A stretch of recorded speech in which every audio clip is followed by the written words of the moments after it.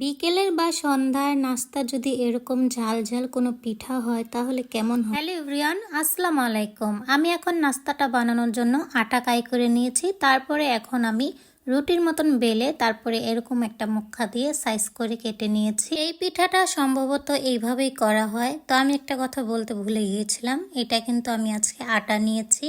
তো এটা কিন্তু চালের গুঁড়া দিয়েও করা যায়। তো আমার ঘরে আজকে চালের গুঁড়া ছিল না, এই জন্য আমি আটা নিয়েছি। তো যাই হোক, কথা বলতে বলতে এখানে আমার সবগুলো কাটা হয়ে গেছে। এখন আমি মেন প্রসেসে চলে আসছি। তো আমি আজকে পিঠাটা যেইভাবে বানাবো সেটা হচ্ছে, আমি এখানে আলু ভাজি নিয়েছি। আমি আলু ভাজিটা করেছি টমেটো আর পেঁয়াজ পাতা দিয়ে, আর আলু দিয়ে আলুটা ভাজি করেছি খুব ভালোভাবে।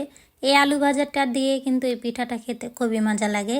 বিশেষ করে এই পিঠাটা কিন্তু অনেকভাবেই বানানো যায়, ভিতরে অনেক কিছু দিয়ে। এই পিঠাটা আমরা অনেকভাবেই খাই, কিন্তু আজকের আমার এই পিঠাটা একটু ঝাল ঝাল হবে। এই পিঠাটা ঝাল ঝাল খেতে কিন্তু খুবই ভালো লাগে। তো যাই হোক, আমি কিন্তু পিঠাগুলো সবগুলো বানিয়ে নিচ্ছি একটা একটা করে। আমার জানা মতে এই পিঠার ডিজাইনটা অনেকেই পারে না। তো যারা পারেন না, একটু ভালো করে দেখলেই বুঝতে পারবেন যে পিঠাটা কিভাবে বানানো হয়েছে। তো এদিকে আমি বকবক করতে করতে পিঠাগুলো সবগুলো বানিয়ে নিয়েছি। তো দেখেন আমার পিঠাগুলো কত সুন্দর হয়েছে।